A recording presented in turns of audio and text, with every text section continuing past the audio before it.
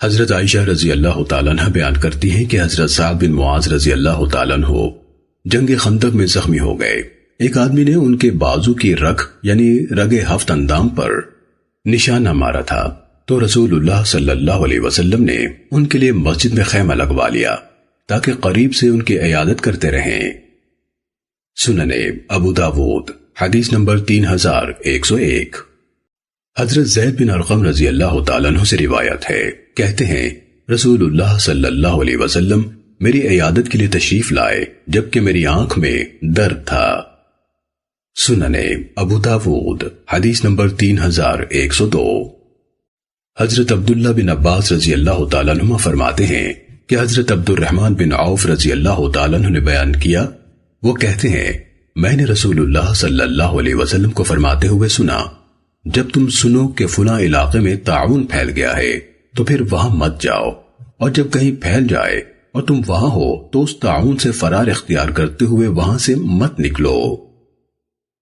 سنن ابو داود حدیث نمبر 3103۔ حضرت عائشہ دختر سعد بن ابی وقاص رضی اللہ تعالیٰ عنہ سے مروی ہے کہ ان کے والد نے بیان کیا کہ میں مکے میں بیمار ہو گیا تو رسول اللہ صلی اللہ علیہ وسلم بیمار پرسی کے لیے میرے ہاں تشریف لائے۔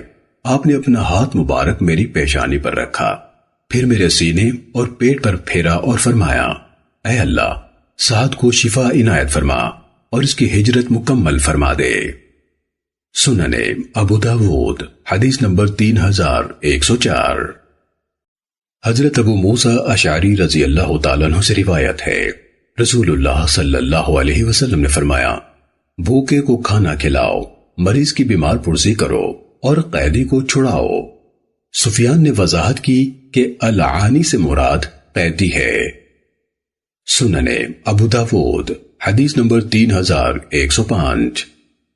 حضرت ابن عباس رضی اللہ عنہما سے روایت ہے، نبی صلی اللہ علیہ وسلم نے فرمایا، جس نے کسی ایسے مریض کی عیادت کی جس کی ابھی اجل نہ آئی ہو تو 7 بار اس کے پاس یہ دعا، اسأل اللہ العظیم رب العرش العظیم ان یشفیک، میں اللہ سے سوال کرتا ہوں جو عظمت اور بڑائی والا اور عرش عظیم کا رب ہے کہ تجھے شفا عنایت فرمائے۔ پڑھے تو اللہ تعالیٰ اسے اس بیماری سے عافیت دے دے گا۔ سنن ابو داود حدیث نمبر 3106۔ حضرت عبداللہ بن عمر رضی اللہ عنہما سے روایت ہے، نبی صلی اللہ علیہ وسلم نے فرمایا، جب کوئی شخص کسی مریض کی عیادت کے لیے جائے تو چاہیے کہ یوں کہے، اللہم اشف عبدک ینکأ لک عدوا او یمشی لک الی جنازہ، اے اللہ اپنے بندے کو شفا عنایت فرما، یہ تیری راہ میں کسی دشمن کو زخمی کرے گا یا تیری رضا کے لیے کسی جنازے میں شریک ہوگا۔ امام ابو داود رحمہ اللہ فرماتے ہیں کہ ابن سرح یعنی احمد ابن عمرو بن عبداللہ نے الی جنازہ کے بجائے الی صلاح روایت کیا ہے، یعنی یہ بندہ نماز کے لیے جائے گا۔ سنن ابو داود حدیث نمبر 3107۔ حضرت انس رضی اللہ تعالیٰ عنہ سے روایت ہے، رسول اللہ صلی اللہ علیہ وسلم نے فرمایا، کسی دکھ کے آنے پر کوئی شخص ہرگز موت کی دعا نہ کرے بلکہ چاہیے کہ یوں کہے، اللہم احینی ما کانت الحیات خیرا لی وتوفنی اذا کانت الوفات خیرا لی، اے اللہ مجھے زندہ رکھ جب تک کہ زندگی میرے لیے خیر کا باعث ہو، اور جب موت میرے لیے بہتر ہو تو مجھے وفات دے دے۔ سنن ابو داود حدیث نمبر 3108۔ حضرت انس بن مالک رضی اللہ تعالیٰ عنہ سے روایت ہے، نبی صلی اللہ علیہ وسلم نے فرمایا، تم میں سے کوئی شخص ہرگز موت کی تمنا نہ کرے، اور مذکورہ بالا روایت کے مثل بیان کیا۔ سنن ابو داود حدیث نمبر 3109۔ حضرت عبید بن خالد سلمی رضی اللہ تعالیٰ عنہ سے روایت ہے، جو کہ نبی صلی اللہ علیہ وسلم کے صحابہ میں سے تھے، انہوں یعنی مسدد نے ایک بار نبی صلی اللہ علیہ وسلم سے اور ایک بار عبید سے روایت کیا، اچانک موت ناراضی کی پکڑ ہے۔ سنن ابو داود حدیث نمبر 3110۔ حضرت جابر بن عتیق رضی اللہ تعالیٰ عنہ بیان کرتے ہیں کہ رسول اللہ صلی اللہ علیہ وسلم عبداللہ بن ثابت رضی اللہ تعالیٰ عنہ کی عیادت کے لیے تشریف لائے تو اسے بے ہوش پایا۔ رسول اللہ صلی اللہ علیہ وسلم نے اسے ذرا زور سے بلایا، مگر اس نے جواب نہ دیا تو آپ نے انا للہ و انا الیہ راجعون پڑھا اور فرمایا، اے ابو ربیع، تیرے معاملے میں ہم مغلوب ہیں، یعنی اللہ کا فیصلہ اور اس کی تقدیر ہی غالب ہے۔ تو عورتیں چیخ پڑیں اور رونے لگیں۔ ابن عتیق انہیں خاموش کرانے لگے تو رسول اللہ صلی اللہ علیہ وسلم نے فرمایا، انہیں چھوڑ دو، مگر جب معاملہ ثابت ہو جائے تو پھر کوئی ہرگز نہ روئے۔ انہوں نے کہا، اے اللہ کے رسول، وجوب یعنی معاملہ ثابت ہو جانے سے کیا مراد ہے؟ آپ نے فرمایا، موت۔ اس کی ایک بیٹی عبداللہ کے متعلق کہنے لگے، مجھے تو امید تھی کہ اللہ تعالیٰ تمہیں شہادت سے سرفراز فرمائے گا، اور آپ نے اپنا سامان جہاد بھی تیار کر لیا تھا۔ رسول اللہ صلی اللہ علیہ وسلم نے فرمایا، بلا شبہ اللہ عز و جل نے اس کا اجر اس کی نیت کے مطابق دے دیا ہے، اور تم لوگ شہادت کسے سمجھتے ہو؟ وہ کہنے لگے کہ اللہ کی راہ میں قتل ہو جانا۔ رسول اللہ صلی اللہ علیہ وسلم نے فرمایا، اللہ کی راہ میں قتل کے علاوہ بھی شہادت کے 7 اسباب ہیں۔ طاعون سے مرنے والا شہید ہے، پانی میں ڈوب جانے والا شہید ہے، ذات الجنب سے مر جانے والا شہید ہے۔ ذات الجنب ایک سخت قسم کی بیماری ہے جس میں پسلی کے اندر ایک پھوڑا ہو جاتا ہے، اکثر طور پر آدمی اس سے ہلاک ہو جاتا ہے۔ پیٹ کی تکلیف سے مر جانے والا شہید ہے، آگ سے جل مرنے والا شہید ہے، کسی مکان یا دیوار کے نیچے آ کر مر جانے والا شہید ہے، اور وہ عورت جو ولادت کی تکلیف یعنی درد ذہ میں وفات پا جائے شہید ہے۔ امام ابو داود رحمہ اللہ نے کہا، الجمع سے مراد یہ ہے کہ بچہ بھی عورت کے ساتھ ہو یعنی مر جائے۔ سننے ابو داود حدیث نمبر 3111۔ حضرت ابو ہریرہ رضی اللہ تعالیٰ عنہ سے روایت ہے، انہوں نے کہا، بنو حارث بن عامر بن نوفل نے حضرت خبیب رضی اللہ تعالیٰ عنہ کو خرید لیا، اور خبیب رضی اللہ تعالیٰ عنہ ہی وہ شخص تھے جنہوں نے معرکہ بدر میں حارث بن عامر کا کام تمام کیا تھا۔ چنانچہ خبیب رضی اللہ عنہ ان کے ہاں قیدی رہے حتیٰ کہ ان لوگوں نے ان کو شہید کرنے کا فیصلہ کر لیا۔ چنانچہ قتل کیے جانے سے کچھ دن پہلے انہوں نے حارث کی بیٹی سے اس طرح طلب کیا تاکہ زیر ناف کی صفائی کر لیں، تو وہ اس نے اس کو دے دیا۔ پھر اس کا ایک چھوٹا بچہ گھسٹتے گھسٹتے ان کے پاس آ گیا، جبکہ وہ اس سے غافل تھی۔ تو جب اس نے اچانک دیکھا کہ بچہ اکیلا ہی خبیب کے پاس اس کی ران پر بیٹھا ہے اور اس طرح بھی ان کے ہاتھ میں ہے، تو وہ یہ منظر دیکھ کر دہشت زدہ ہو گئی، جسے خبیب رضی اللہ تعالیٰ نے بھانپ لیا۔ تو وہ بولے، کیا تم ڈرتی ہو کہ میں اسے قتل کر ڈالوں گا؟ نہیں نہیں، میں یہ کام نہیں کروں گا۔ امام ابو داود رحمہ اللہ فرماتے ہیں کہ شعیب بن ابی حمزہ نے یہ قصہ بواسطہ زہری روایت کیا تو کہا، مجھے عبید اللہ بن عیاض نے بیان کیا کہ حارث کی بیٹی نے اسے بتایا کہ ان لوگوں نے جب یہ فیصلہ کیا کہ وہ خبیب رضی اللہ عنہ کو قتل کر ڈالیں گے تو انہوں نے اس لڑکی سے اس طرح طلب کیا تاکہ زیر ناف کی صفائی کر لیں، تو وہ اس نے انہیں دے دیا۔ سننے ابو داود حدیث نمبر 3112۔ حضرت جابر بن عبداللہ رضی اللہ تعالیٰ عنہ کہتے ہیں کہ میں نے رسول اللہ صلی اللہ علیہ وسلم کو سنا، آپ نے اپنی وفات سے 3 روز پہلے فرمایا تھا، تم میں سے کسی کو موت نہ آئے مگر اس حال میں کہ وہ اللہ کے ساتھ عمدہ گمان رکھتا ہو۔ سننے ابو داود حدیث نمبر 3113۔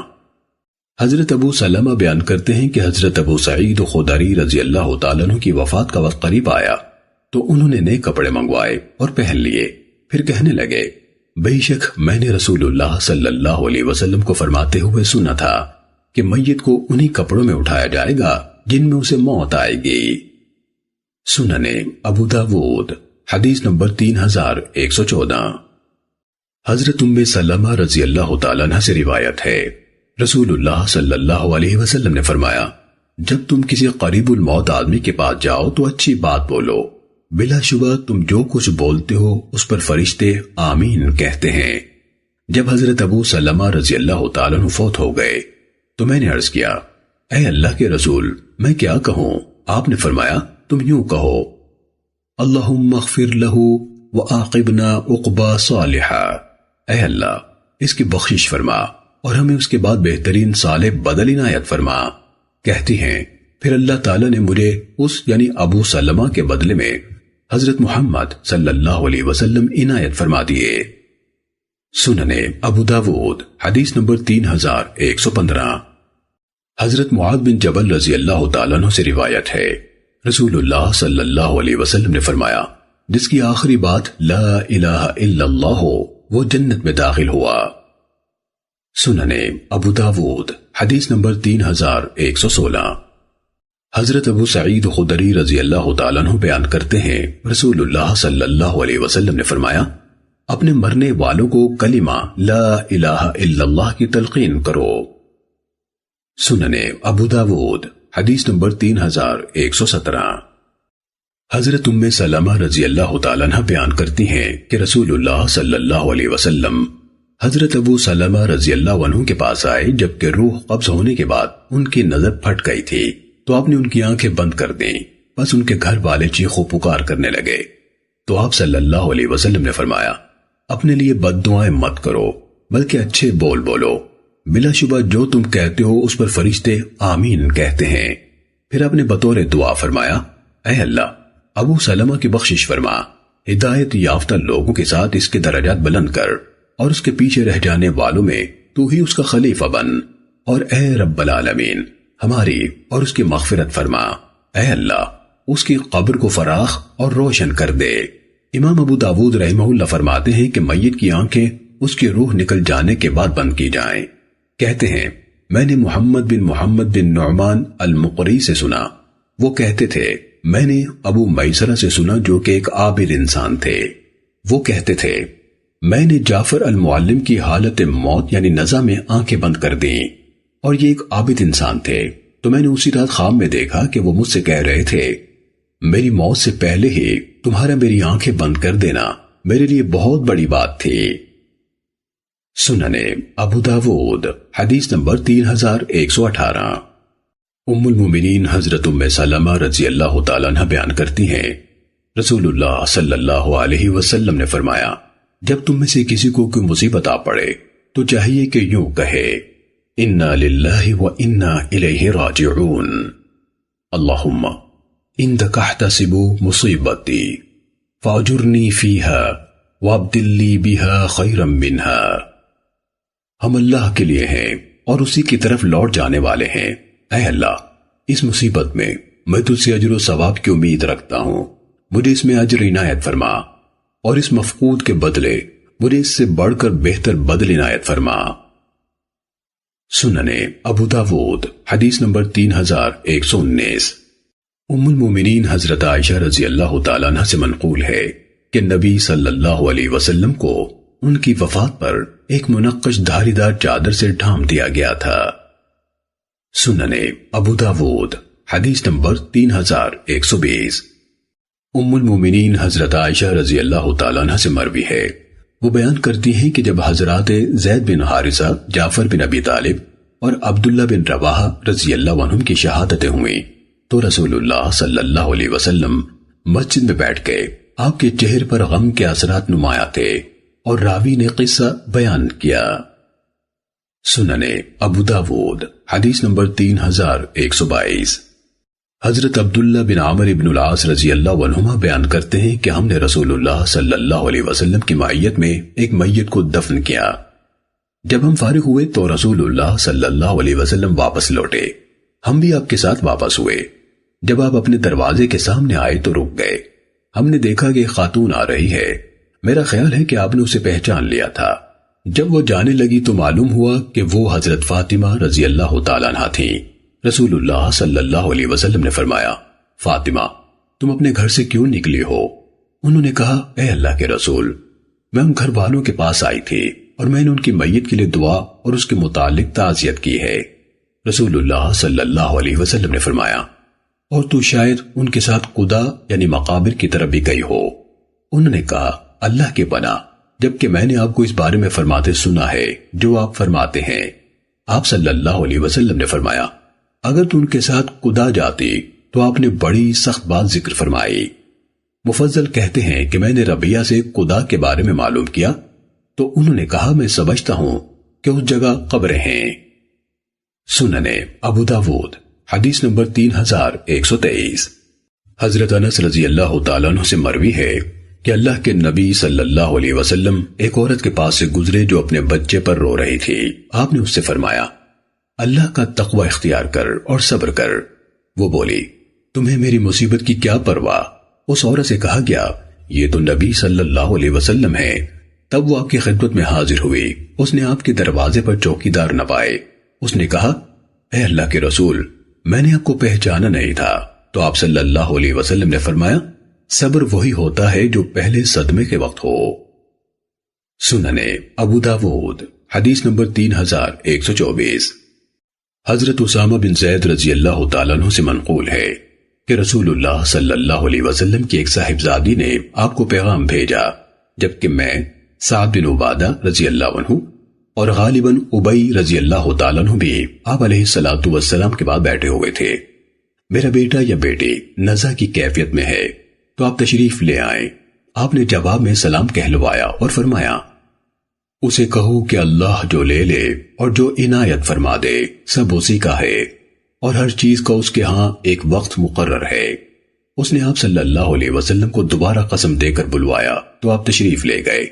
پھر بچے کو رسول اللہ صلی اللہ علیہ وسلم کی گود میں دے دیا گیا جبکہ وہ دم توڑ رہا تھا۔ بس رسول اللہ صلی اللہ علیہ وسلم کی آنکھیں بہہ پڑیں۔ حضرت سعد رضی اللہ تعالیٰ عنہ نے کہا، اے اللہ کے رسول، یہ کیا؟ آپ نے فرمایا، بلا شبہ یہ رحمت ہے، اللہ نے جن کے متعلق چاہا ان کے دلوں میں اسے ڈال دیا ہے، اور اللہ اپنے انہی بندوں پر رحمت فرماتا ہے جو رحم دل ہوں۔ سننے ابو داود حدیث نمبر 3125۔ حضرت انس بن مالک رضی اللہ تعالیٰ عنہ سے منقول ہے کہ رسول اللہ صلی اللہ علیہ وسلم نے خبر دی، میرے ہاں آج رات ایک بچہ پیدا ہوا ہے، میں نے اس کا نام اپنے والد کے نام پر ابراہیم رکھا ہے، اور حدیث بیان کی۔ حضرت انس رضی اللہ تعالیٰ عنہ کہتے ہیں، میں نے اسے دیکھا کہ وہ رسول اللہ صلی اللہ علیہ وسلم کے ہاتھوں میں عالم نزا میں بے چین ہو رہا تھا، تو رسول اللہ صلی اللہ علیہ وسلم کی آنکھیں بہہ پڑیں۔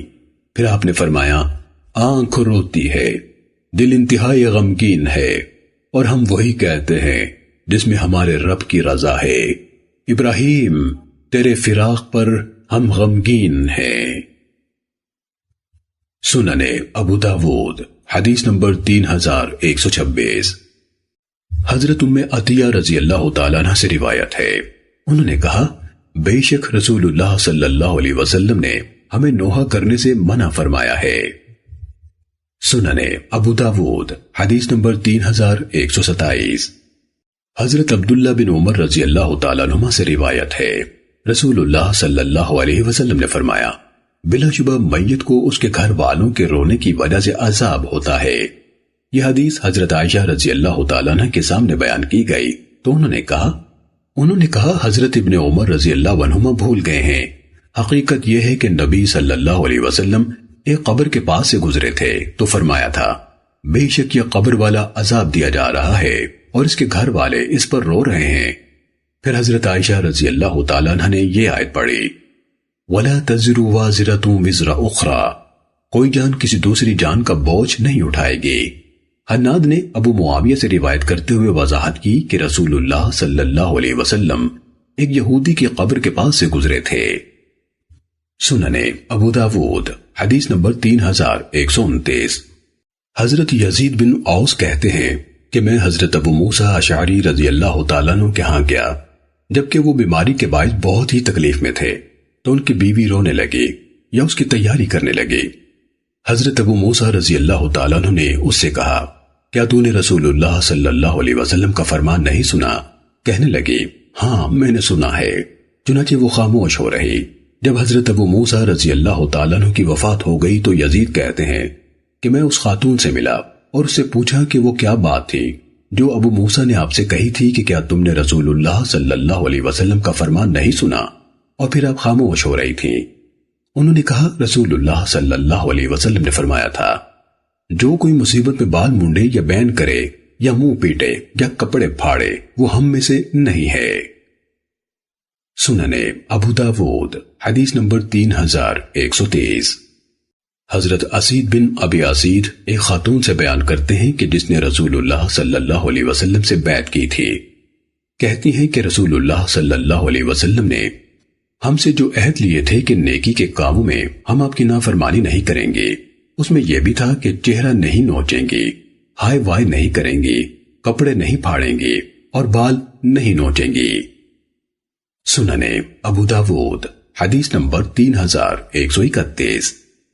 حضرت عبداللہ بن جعفر رضی اللہ تعالیٰ عنہ سے روایت ہے کہ رسول اللہ صلی اللہ علیہ وسلم نے فرمایا تھا، آل جعفر کے لیے کھانا تیار کرو، بلا شبہ انہیں ایک ایسا معاملہ درپیش ہے جس نے انہیں مشغول کر دیا ہے، یعنی ان کے پاس حضرت جعفر رضی اللہ تعالیٰ عنہ کی شہادت کی خبر آئی تھی۔ سننے ابو داود حدیث نمبر 3132۔ حضرت انس رضی اللہ تعالیٰ عنہ نے بیان کیا کہ شہدائے احد کو غسل نہیں دیا گیا، انہیں ان کے خونوں کے ساتھ ہی دفن کر دیا گیا اور جنازہ بھی نہیں پڑھایا گیا۔ سننے ابو داود حدیث نمبر 3135۔ حضرت انس رضی اللہ تعالیٰ عنہ سے روایت ہے کہ نبی صلی اللہ علیہ وسلم حضرت حمزہ رضی اللہ تعالیٰ عنہ کے پاس سے گزرے اور دیکھا کہ ان کا مسلح کیا گیا ہے، تو آپ نے ان کے سوا کسی اور کا جنازہ نہیں پڑھا۔ سننے ابو داود حدیث نمبر 3137۔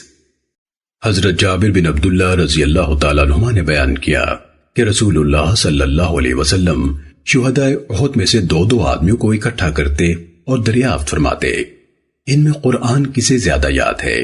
جب کسی ایک کی طرف اشارہ کیا جاتا تو آپ اسے لحد میں آگے رکھتے، اور آپ نے فرمایا، میں قیامت کے روز ان کے لیے گواہ ہوں گا۔ آپ نے حکم دیا کہ انہیں ان کے خونوں ہی میں دفن کیا جائے اور انہیں غسل نہیں دیا۔ سننے ابو داود حدیث نمبر 3138۔ حضرت لیث نے اس حدیث کو مذکورہ بالا حدیث کے ہم معنی روایت کیا اور کہا کہ آپ صلی اللہ علیہ وسلم نے شہدائے احد میں سے 2 آدمیوں کو ایک ایک کفن میں اکٹھا کیا۔ سننے ابو داود حدیث نمبر 3139۔ ام المومنین حضرت عائشہ رضی اللہ تعالیٰ عنہ بیان کرتی ہیں کہ صحابہ کرام نے جب نبی صلی اللہ علیہ وسلم کو غسل دینا چاہا تو انہوں نے کہا، اللہ کی قسم ہمیں معلوم نہیں کہ آیا ہم رسول اللہ صلی اللہ علیہ وسلم کے کپڑے اتاریں جیسے کہ ہم اپنی میتوں کے اتار دیتے ہیں، یا انہیں ان کے کپڑوں سمیت غسل دیں۔ بس جب ان کا اس بارے میں اختلاف ہوا تو اللہ نے ان پر نیند طاری کر دی، ان میں سے کوئی بھی نہ بچا مگر اس کی تھوڑی اس کے سینے سے جا لگی۔ پھر گھر کی جانب سے ایک بات کرنے والے نے بات کی، کسی کو خبر نہیں کہ وہ کون تھا، کہ نبی صلی اللہ علیہ وسلم کو ان کے کپڑوں سمیت ہی غسل دو۔ چنانچہ وہ اٹھے اور رسول اللہ صلی اللہ علیہ وسلم کو آپ کی قمیض سمیت غسل دیا۔ وہ قمیض کے اوپر ہی سے پانی ڈالتے جاتے تھے اور آپ کی قمیض ہی سے آپ کو ملتے جاتے تھے، بغیر اس کے کہ آپ کے جسم کو ان کے ہاتھ لگیں۔ حضرت عائشہ رضی اللہ تعالیٰ عنہ کہا کرتی تھی، اگر مجھے اس معاملے کا پہلے علم ہو جاتا جس کا بعد میں ہوا ہے تو آپ کو آپ کی ازواج ہی غسل دیتی۔ سننے ابو داود حدیث نمبر 3141۔ حضرت ام عطیہ رضی اللہ تعالیٰ عنہ بیان کرتی ہیں کہ رسول اللہ صلی اللہ علیہ وسلم ہمارے ہاں تشریف لائے جبکہ آپ کی صاحبزادی کی وفات ہو گئی تھی۔ آپ نے فرمایا، اسے 3 یا 5 بار غسل دو یا اس سے بھی زیادہ، اگر ضرورت محسوس کرو، ایسے پانی کے ساتھ جس میں بیری کے پتے ملے ہوں، اور آخری بار میں کچھ کافور بھی ملا لینا، اور جب تم غسل سے فارغ ہو جاؤ تو مجھے خبر دینا۔ چنانچہ جب ہم فارغ ہو گئے تو آپ کو خبر دی تو آپ نے ہمیں اپنا تہبند دیا اور فرمایا، اسے اس کے جسم کے ساتھ لپیٹ دو۔ امام ابو داود رحمہ اللہ فرماتے ہیں، امام مالک رحمہ اللہ سے حق کے بجائے ازار کا لفظ مروی ہے اور معنی ایک ہی ہے، یعنی تہبند، اور مسدد نے دخل علینا کے الفاظ بیان نہیں کیے۔ سننے ابو داود حدیث نمبر 3142۔ حضرت ام عطیہ رضی اللہ تعالیٰ عنہ بیان کرتی ہیں کہ ہم نے دختر رسول صلی اللہ علیہ وسلم کی تجہیز و تکفین میں ان کے بالوں کی 3 لٹیں بنائی تھیں۔ سننے ابو داود حدیث نمبر 3143۔ حضرت ام عطیہ رضی اللہ تعالیٰ عنہ بیان کرتی ہیں کہ ہم نے ان کے بالوں کی 3 لٹیں بٹ دیں اور پھر ان لٹوں کو ان محترمہ کے پیچھے ڈال دیا، یعنی سر کے آگے کے بال اور دونوں اطراف والے۔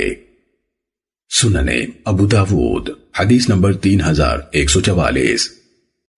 حضرت ام عطیہ رضی اللہ تعالیٰ عنہ سے روایت ہے کہ رسول اللہ صلی اللہ علیہ وسلم نے انہیں اپنی صاحبزادی کے غسل کے بارے میں فرمایا تھا، ان کی دائیں اطراف اور اعضائے وضو سے غسل شروع کریں۔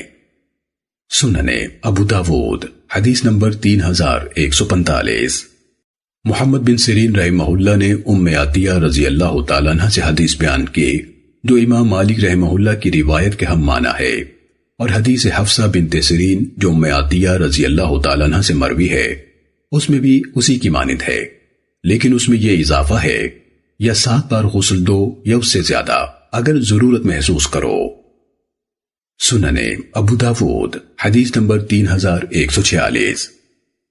حضرت جابر بن عبداللہ رضی اللہ عنہما بیان کرتے ہیں کہ نبی صلی اللہ علیہ وسلم نے ایک روز خطبہ ارشاد فرمایا اور اس میں اپنے ایک صحابی کا ذکر کیا جو فوت ہو گیا تھا اور اس کو معمولی کفن دیا گیا اور رات ہی کو دفن کر دیا گیا، تو نبی صلی اللہ علیہ وسلم نے اس بات پر ڈانٹا کہ رات کے وقت کسی کو دفن نہ کیا جائے حتیٰ کہ آپ صلی اللہ علیہ وسلم اس کا جنازہ پڑھ لیں، الا یہ کہ کوئی مجبوری ہو۔ اور نبی صلی اللہ علیہ وسلم نے فرمایا جب تم میں سے کوئی اپنے بھائی کو کفن دے تو عمدہ کفن دے۔ سنن ابو داود حدیث نمبر 3148۔ ام المومنین حضرت عائشہ رضی اللہ تعالیٰ عنہ سے روایت ہے کہ رسول اللہ صلی اللہ علیہ وسلم کو پہلے حبارہ یعنی منقش دھاری دار چادر کا کفن پہنایا گیا تھا مگر اسے اتار لیا گیا۔ سنن ابو داود حدیث نمبر 3149۔ حضرت جابر رضی اللہ تعالیٰ عنہ بیان کرتے ہیں کہ میں نے رسول اللہ صلی اللہ علیہ وسلم سے سنا، آپ فرماتے تھے ہم میں سے جب کوئی فوت ہو جائے اور اسے وسعت حاصل ہو تو چاہیے کہ اس کا کفن حبارہ یعنی منقش دھاری دار چادر کا ہو۔ سنن ابو داود حدیث نمبر 3150۔ ام المومنین حضرت عائشہ رضی اللہ تعالیٰ عنہ بیان کرتی ہیں کہ رسول اللہ صلی اللہ علیہ وسلم کو 3 سفید یمنی کپڑوں میں کفن دیا گیا تھا، ان میں قمیض تھی نہ پگڑی۔ سنن ابو داود حدیث نمبر 3151۔ ہشام بن عروہ نے بواسطہ اپنے والد حضرت عائشہ رضی اللہ تعالیٰ عنہ سے اس کے مثل روایت کیا اور مزید کہا کہ یہ کپڑے سوتی تھے۔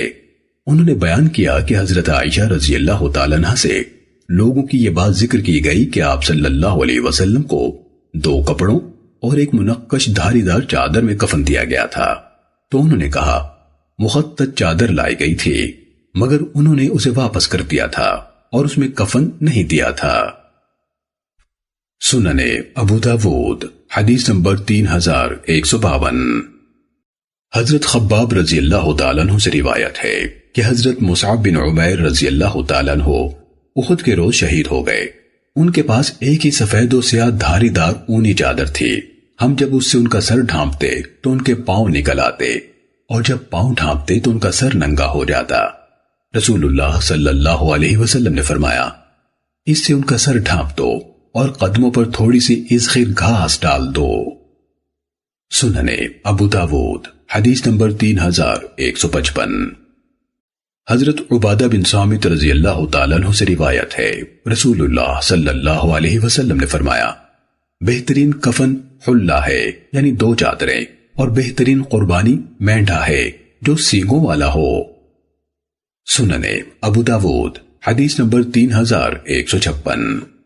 حضرت ابو سعید خدری رضی اللہ تعالیٰ عنہ بیان کرتے ہیں رسول اللہ صلی اللہ علیہ وسلم نے فرمایا تمہاری خوشبوؤں میں سے بہترین خوشبو کستوری ہے۔ سنن ابو داود حدیث نمبر 3158۔ ام المومنین حضرت عائشہ رضی اللہ تعالیٰ عنہ نے بیان کیا نبی صلی اللہ علیہ وسلم 4 باتوں سے غسل کیا کرتے تھے۔ نمبر 1 جنابت سے، نمبر 2 جمعے کے روز، نمبر 3 سینگی لگوا کر، اور نمبر 4 اور میت کو غسل دے کر۔ سنن ابو داود حدیث نمبر 3160۔ حضرت ابو ہریرہ رضی اللہ تعالیٰ عنہ سے روایت ہے رسول اللہ صلی اللہ علیہ وسلم نے فرمایا جو شخص کسی میت کو نہلائے وہ غسل کرے اور جو اسے اٹھائے وہ وضو کرے۔ سنن ابو داود حدیث نمبر 3161۔ اسحاق مولا زائدہ نے حضرت ابو ہریرہ رضی اللہ تعالیٰ عنہ سے انہوں نے نبی صلی اللہ علیہ وسلم سے اس کے ہم معنی روایت کیا۔ امام ابو داود رحمہ اللہ فرماتے ہیں یہ حکم منسوخ ہے۔ میں نے امام احمد ابن حنبل رحمہ اللہ سے سنا، ان سے سوال کیا گیا کہ میت کو نہلانے سے غسل کرنا کیسے ہے؟ انہوں نے کہا اس کے لیے وضو کافی ہے۔ امام ابو داود رحمہ اللہ فرماتے ہیں ابو صالح نے اس حدیث کی سند میں اپنے اور حضرت ابو ہریرہ رضی اللہ تعالیٰ عنہ کے درمیان اسحاق مولا زائدہ کو بڑھا دیا ہے، اور مذکورہ بالا حدیث مصعب بن شیبہ یعنی حدیث نمبر 3160 ضعیف ہے۔ اس میں کئی باتیں ہیں جن پر عمل نہیں۔ سننے ابو داود حدیث نمبر 3162۔ حضرت جابر بن عبداللہ رضی اللہ عنہما بیان کرتے ہیں کہ ایک بار لوگوں نے قبرستان میں روشنی دیکھی، وہاں گئی تو دیکھا کہ رسول اللہ صلی اللہ علیہ وسلم قبر میں اترے ہوئے ہیں اور فرما رہے ہیں اپنا صاحب مجھے پکڑاؤ، اور معلوم ہوا کہ یہ وہ آدمی تھا جو اللہ کے ذکر یعنی تلاوت قرآن کے ساتھ اپنی آواز بلند کیا کرتا تھا۔ سننے ابو داود حدیث نمبر 3164۔ حضرت جابر بن عبداللہ رضی اللہ تعالیٰ عنہما سے روایت ہے کہ ہم شہداء احد کو دفن کرنے کے لیے اٹھا لائے تو رسول اللہ صلی اللہ علیہ وسلم کو منادی آیا اور کہا بے شک رسول اللہ صلی اللہ علیہ وسلم تمہیں حکم دیتے ہیں کہ ان مقتولوں کو ان کے مقامات شہادت ہی پر دفن کرو، چنانچہ ہم نے انہیں وہی لوٹا دیا۔ سننے ابو داود حدیث نمبر 3165۔ حضرت ام عطیہ رضی اللہ تعالیٰ عنہ بیان کرتی ہیں کہ ہم عورتوں کو جنازے کے ساتھ جانے سے منع کیا گیا ہے مگر ہم پر سختی نہیں کی گئی۔ سننے ابو داود حدیث نمبر 3167۔ حضرت ابو ہریرہ رضی اللہ تعالیٰ عنہ روایت کرتے ہیں کہ جو شخص جنازے کے ساتھ گیا اور پھر اس پر نماز پڑھی تو اس کے لیے 1 قرات اجر ہے، اور جو اس کے ساتھ گیا حتیٰ کہ دفن سے فراغت ہو گئی تو اس کے لیے 2 قرات ہیں، ان دونوں قراتوں میں سے چھوٹا احد پہاڑ کے برابر ہوگا، یا فرمایا کہ ان میں 1 قرات احد پہاڑ جتنا ہوگا۔ سننے ابو داود حدیث نمبر 3168۔ جناب داود بن عامر بن سعد بن ابی وقاص اپنے والد عامر سے بیان کرتے ہیں کہ وہ یعنی عامر حضرت عبداللہ بن عمر بن الخطاب رضی اللہ تعالیٰ عنہ کے پاس تھے کہ جناب خباب صاحب مقصورہ تشریف لائے اور کہا اے عبداللہ بن عمر، کیا آپ نے سنا کہ حضرت ابو ہریرہ رضی اللہ تعالیٰ عنہ کیا کہتے ہیں؟ ان کا کہنا ہے کہ میں نے رسول اللہ صلی اللہ علیہ وسلم سے سنا ہے، آپ فرماتے تھے جو شخص جنازے والے گھر سے اس کے ساتھ نکلا اور اس پر نماز پڑھی، اور مذکورہ بالا حدیث کے ہم معنی بیان کیا۔ ابن عمر رضی اللہ عنہما نے یہ حدیث حضرت عائشہ رضی اللہ تعالیٰ عنہ سے پوچھوائی تو انہوں نے فرمایا ابو ہریرہ نے سچ کہا ہے۔ سننے ابو داود حدیث نمبر 3169۔ حضرت ابن عباس رضی اللہ تعالیٰ عنہما بیان کرتے ہیں کہ میں نے نبی صلی اللہ علیہ وسلم کو فرماتے سنا جو کوئی مسلمان فوت ہو جائے اور پھر اس پر 40 آدمی کھڑے ہو کر جنازہ پڑھیں جو اللہ کے ساتھ کسی کو شریک نہ ٹھہراتے ہوں تو اس میت کے بارے میں ان کی سفارش قبول کر لی جاتی ہے۔ سننے ابو داود حدیث نمبر 3170۔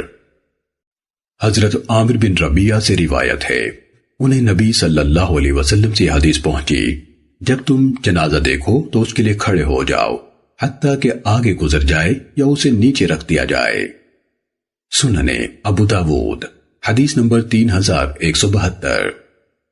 حضرت ابو سعید خدری رضی اللہ تعالیٰ عنہ سے روایت ہے رسول اللہ صلی اللہ علیہ وسلم نے فرمایا جب تم جنازے کے ساتھ جاؤ تو جب تک اسے نیچے نہ رکھ دیا جائے مت بیٹھو۔ امام ابو داود رحمہ اللہ فرماتے ہیں اس حدیث کو سفیان ثوری نے بواسطہ سہیل اس کے والد سے اور اس نے حضرت ابو ہریرہ رضی اللہ تعالیٰ عنہ سے روایت کیا ہے، اور اس میں کہا حتیٰ کہ اسے زمین پر رکھ دیا جائے، جبکہ ابو معاویہ نے سہیل سے روایت کرتے ہوئے کہا حتیٰ کہ اسے لحد میں رکھ دیا جائے۔ امام ابو داود رحمہ اللہ فرماتے ہیں کہ سفیان ثوری ابو معاویہ کی نسبت زیادہ حافظ تھے۔ سننے ابو داود حدیث نمبر 3173۔ حضرت جابر رضی اللہ تعالیٰ عنہ بیان کرتے ہیں کہ ہم نبی صلی اللہ علیہ وسلم کے ساتھ تھے کہ ہمارے پاس سے ایک جنازہ گزرا آپ علیہ الصلوۃ والسلام اس کے لیے کھڑے ہو گئے۔ جب ہم نے اس کو کندھا دینا چاہا تو معلوم ہوا کہ یہ یہودی کا جنازہ ہے۔ ہم نے عرض کیا، اے اللہ کے رسول، یہ یہودی کا جنازہ ہے۔ آپ نے فرمایا، بلا شبہ موت ایک المناک حادثہ ہے، جب تم کوئی جنازہ دیکھو تو اس کے لیے کھڑے ہو جایا کرو۔ سننے ابو داود حدیث نمبر 3174۔ حضرت علی بن ابی طالب رضی اللہ تعالیٰ عنہ سے مروی ہے کہ نبی صلی اللہ علیہ وسلم جنازوں کو دے کر کھڑے ہو جایا کرتے تھے مگر بعد میں بیٹھنے لگے تھے۔ سننے ابو داود حدیث نمبر 3175۔ حضرت جابر بن سمورہ رضی اللہ تعالیٰ عنہ بیان کرتے ہیں کہ نبی صلی اللہ علیہ وسلم نے حضرت ابن دحداح رضی اللہ تعالیٰ عنہ کا جنازہ پڑھایا اور ہم اس میں موجود تھے۔ پھر ایک گھوڑا لا کر باندھ دیا گیا حتیٰ کہ آپ اس پر سوار ہو گئے۔ پھر وہ آپ کے ساتھ درمیانی رفتار سے تیز تیز چلنے لگا اور ہم بھی آپ کے ساتھ ارد گرد میں تیز تیز چلنے لگے۔ سننے ابو داود حدیث نمبر 3178۔ حضرت سالم اپنے والد حضرت عبداللہ بن عمر رضی اللہ تعالیٰ عنہما سے روایت کرتے ہیں، وہ کہتے ہیں کہ میں نے نبی صلی اللہ علیہ وسلم، ابو بکر اور عمر رضی اللہ تعالیٰ عنہما کو دیکھا کہ یہ لوگ جنازے کے آگے آگے چلتے تھے۔ سننے ابو داود حدیث نمبر 3179۔ حضرت مغیرہ بن شعبہ رضی اللہ تعالیٰ عنہ نبی صلی اللہ علیہ وسلم سے روایت کرتے ہیں، آپ نے فرمایا، سوار آدمی جنازے کے پیچھے چلے اور پیدل لوگ اس کے پیچھے آگے دائیں اور بائیں اس کے قریب قریب چلیں، اور بچہ جو ناقص پیدا ہو اس کی بھی نماز جنازہ پڑھی جائے اور اس کے ماں باپ کے لیے مغفرت اور رحمت کی دعا کی جائے۔ سننے ابو داود حدیث نمبر 3180۔ حضرت ابو ہریرہ رضی اللہ تعالیٰ عنہ نبی صلی اللہ علیہ وسلم سے روایت کرتے ہیں، آپ نے فرمایا، جنازہ جلدی لے جاؤ، اگر وہ نیک اور صالح ہے تو تم اسے بھلائی کی طرف آگے لے جا رہے ہو، اور اگر وہ اس کے سوا ہے تو وہ ایک شر ہے جسے تم اپنی گردنوں سے اتار پھینک رہے ہو۔ سننے ابو داود حدیث نمبر 3181۔ حضرت عیینہ بن عبد الرحمن اپنے والد سے بیان کرتے ہیں کہ ہم حضرت عثمان بن ابی العاص رضی اللہ تعالیٰ عنہ کے جنازے میں شریک تھے اور ہم میت کو اٹھائے آہستہ آہستہ چل رہے تھے۔ حضرت ابو بکرہ رضی اللہ تعالیٰ عنہ ہمیں پیچھے سے آن ملے تو انہوں نے اپنا کوڑا بلند کیا اور کہا، میں دیکھ رہا ہوں کہ گویا ہم رسول اللہ صلی اللہ علیہ وسلم کے ساتھ ہوتے تھے اور میت کو اٹھا کر درمیانی چال سے دوڑ رہے ہوتے تھے۔ سننے ابو داود حدیث نمبر 3182۔ خالد بن حارث اور عیسیٰ بن یونس نے عیینہ بن عبد الرحمن سے یہ روایت نقل کی تو ان دونوں نے عبد الرحمن بن سمورہ رضی اللہ تعالیٰ عنہ کے جنازے کا ذکر کیا اور کہا کہ ابو بکرہ رضی اللہ تعالیٰ عنہ اپنا خچر دوڑا کر لائے اور اپنا کوڑا بلند کیا۔ سننے ابو داود حدیث نمبر 3183۔ حضرت جابر بن سمورہ رضی اللہ تعالیٰ عنہ سے روایت ہے کہ ایک شخص بیمار ہو گیا، اس کے گھر والے اس پر رونے لگے تو اس کا ہمسایہ رسول اللہ صلی اللہ علیہ وسلم کی خدمت میں حاضر ہوا اور کہنے لگا کہ وہ آدمی فوت ہو گیا ہے۔ آپ نے فرمایا، تجھے کیا خبر؟ اس نے کہا، میں نے اسے دیکھا ہے۔ رسول اللہ صلی اللہ علیہ وسلم نے فرمایا، بلا شبہ وہ نہیں مرا ہے۔ تو وہ لوٹ گیا۔ گھر والے اس آدمی پر پھر رونے لگے تو وہ رسول اللہ صلی اللہ علیہ وسلم کے پاس آیا اور کہا کہ وہ مر گیا ہے۔ نبی صلی اللہ علیہ وسلم نے فرمایا، وہ نہیں مرا ہے۔ تو وہ لوٹ گیا تو لوگ اس پر پھر رونے لگے۔ اس کی بیوی نے کہا، رسول اللہ صلی اللہ علیہ وسلم کے پاس جاؤ اور انہیں خبر کرو۔ اس آدمی نے کہا، اے اللہ، اس پر لعنت کر۔ پھر وہ آدمی آیا اور دیکھا کہ اس نے اپنے آپ کو تیر یا نیزے کے پھل سے جو اس کے پاس تھا ذبح کر لیا تھا۔ تو وہ نبی صلی اللہ علیہ وسلم کی طرف چلا اور آپ کو خبر دی کہ وہ مر گیا ہے۔ آپ نے کہا، تمہیں کیسے خبر ہوئی؟ اس نے کہا، میں نے اسے دیکھا ہے کہ اس نے نیزے کے پھل کے ساتھ اپنے آپ کو ذبح کر لیا ہے۔ آپ نے پوچھا، کیا تو نے خود اسے دیکھا ہے؟ اس نے کہا، ہاں۔ آپ صلی اللہ علیہ وسلم نے فرمایا، تب میں اس کی نماز جنازہ نہیں پڑھوں گا۔ سننے ابو داود حدیث نمبر 3185۔ حضرت عائشہ رضی اللہ تعالیٰ عنہ سے روایت ہے، وہ بیان کرتی ہیں کہ نبی صلی اللہ علیہ وسلم کے فرزند ارجمن حضرت ابراہیم رضی اللہ تعالیٰ عنہ کی وفات ہو گئی جبکہ ان کی عمر 18 ماہ تھی، تو رسول اللہ صلی اللہ علیہ وسلم نے ان کا جنازہ نہیں پڑھا تھا۔ سنن ابو داود حدیث نمبر 3187۔ ام المومنین حضرت عائشہ رضی اللہ تعالیٰ عنہ سے روایت ہے، وہ کہتی ہیں قسم اللہ کی، رسول اللہ صلی اللہ علیہ وسلم نے بیضہ کے بیٹے سہیل کی نماز جنازہ مسجد ہی میں پڑھی تھی۔ سنن ابو داود حدیث نمبر 3189۔ ام المومنین حضرت عائشہ رضی اللہ تعالیٰ عنہ فرماتی ہیں کہ اللہ کی قسم، رسول اللہ صلی اللہ علیہ وسلم نے بیضہ کے 2 بیٹوں سہیل اور اس کے بھائی کی نماز جنازہ مسجد میں ادا فرمائی تھی۔ سنن ابو داود حدیث نمبر 3190۔ حضرت ابو ہریرہ رضی اللہ تعالیٰ عنہ سے مروی ہے، رسول اللہ صلی اللہ علیہ وسلم نے فرمایا، جس نے کسی میت کا جنازہ مسجد میں ادا کیا تو اس پر کوئی عیب نہیں۔ سنن ابو داود حدیث نمبر 3191۔ حضرت عقبہ بن عامر رضی اللہ تعالیٰ عنہ سے روایت ہے کہ 3 اوقات کے متعلق رسول اللہ صلی اللہ علیہ وسلم ہمیں منع فرمایا کرتے تھے کہ ہم ان میں نماز پڑھیں یا اپنی میتوں کو دفن کریں جب سورج نکل رہا ہو حتیٰ کہ بلند ہو جائے، عین دوپہر یعنی زوال کے وقت حتیٰ کہ ڈھل جائے، اور جب غروب ہونے کے قریب ہو حتیٰ کہ غروب ہو جائے۔ راوی کہتا ہے کہ نبی صلی اللہ علیہ وسلم کے الفاظ اسی کے قریب تھے۔ سنن ابو داود حدیث نمبر 3192۔ حضرت عمار مولا حارث بن نوفل بیان کرتے ہیں کہ وہ ام کلثوم یعنی دختر علی بن ابی طالب رضی اللہ تعالیٰ عنہ، زوجہ محترمہ حضرت عمر ابن الخطاب رضی اللہ تعالیٰ عنہ اور ان کے صاحبزادے زید اکبر کے جنازے میں حاضر تھے۔ بس امیر مدینہ نے بچے کو امام کی طرف رکھا تو میں نے اس کا انکار کیا۔ جماعت میں حضرات ابن عباس، ابو سعید خدری، ابو قتادہ اور ابو ہریرہ رضی اللہ عنہ موجود تھے، تو انہوں نے کہا یہی سنت ہے۔ سنن ابو داود حدیث نمبر 3193۔ حضرت نافع ابو غالب رحمہ اللہ کا بیان ہے کہ میں بصرہ میں مربد محلے کی گلی میں تھا کہ ایک جنازہ گزرا، اس کے ساتھ بہت سے لوگ تھے۔ لوگوں نے کہا یہ عبداللہ بن عمیر کا جنازہ ہے، تو میں بھی اس کے ساتھ ہو لیا۔ میں نے ایک آدمی دیکھا جو ایک باریک سی اونی چادر اوڑے ہوئے اپنے چھوٹے سے گھوڑے پر سوار تھا۔ دھوپ سے بچاؤ کے لیے اس نے اپنے سر پر کپڑا رکھا ہوا تھا۔ میں نے پوچھا یہ محترم بزرگ کون ہے؟ لوگوں نے کہا یہ صحابی رسول حضرت انس بن مالک رضی اللہ تعالیٰ عنہ ہیں۔ چنانچہ جب میت کو رکھا گیا تو حضرت انس رضی اللہ تعالیٰ عنہ کھڑے ہوئے اور اس کا جنازہ پڑھایا۔ میں ان کے پیچھے تھا، میرے اور ان کے درمیان کوئی چیز حائل نہ تھی۔ آپ اس میت کے سر کے مقابل کھڑے ہوئے اور 4 تکبیریں کہیں۔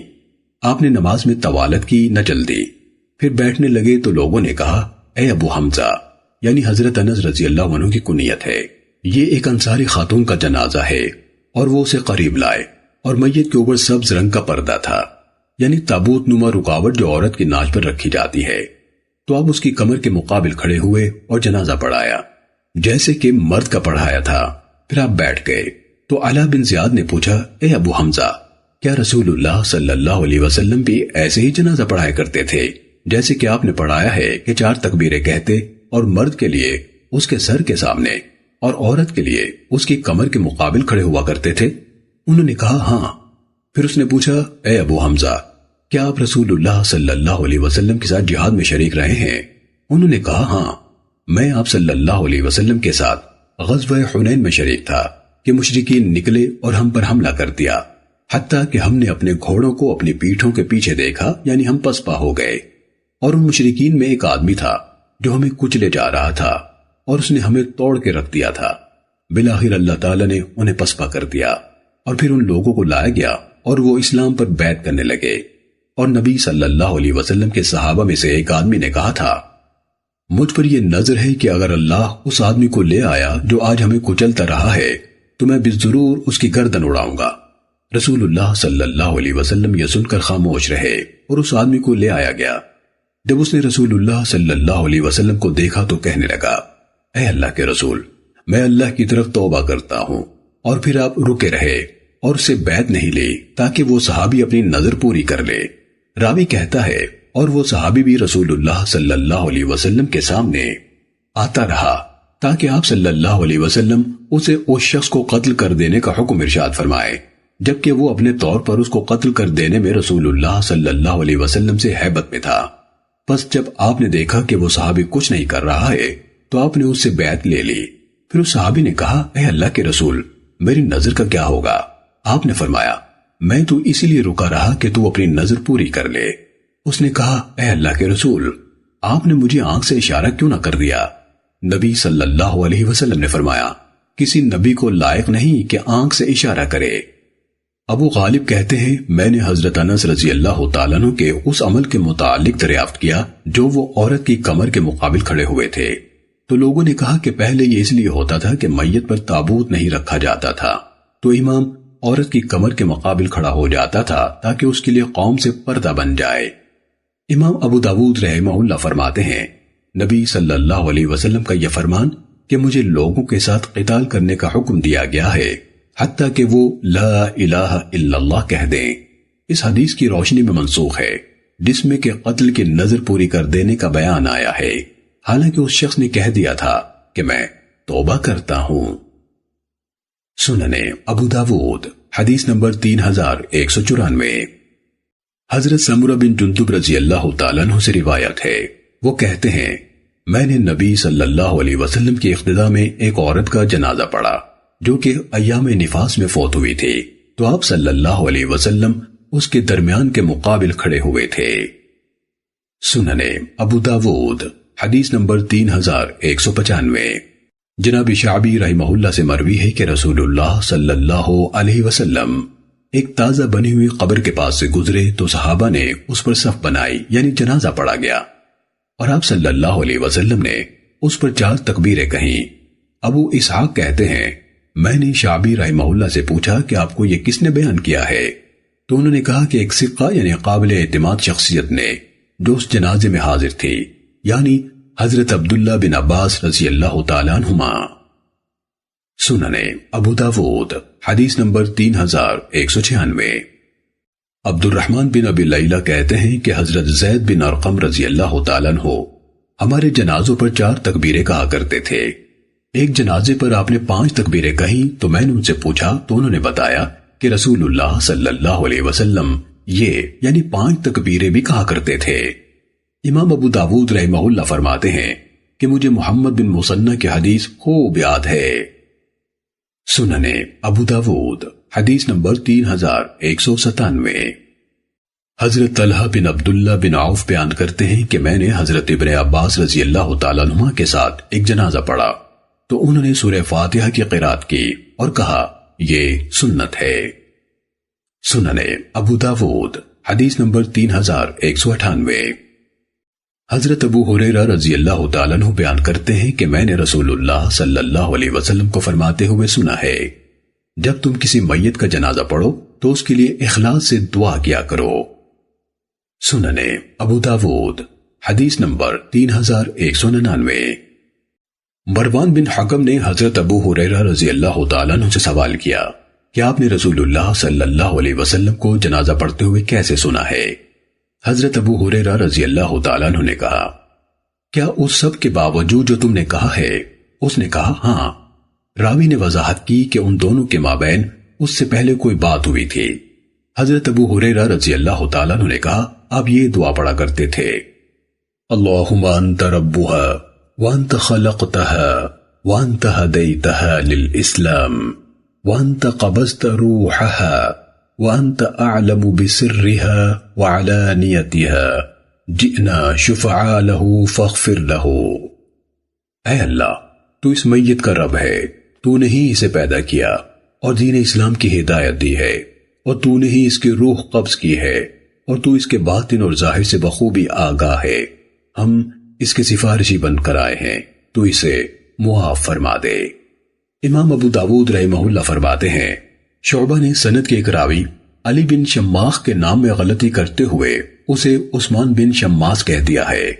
امام ابو داود رحمہ اللہ نے کہا، میں نے احمد بن ابراہیم موصلی سے سنا جو امام احمد بن حنبل رحمہ اللہ سے روایت کرتے تھے کہ میں جب بھی حماد بن زید کی مجلس میں بیٹھا تو وہ عبد الوارث اور جعفر بن سلیمان سے روایت لینے سے منع کرتے تھے۔ سننے ابو داود حدیث نمبر 3200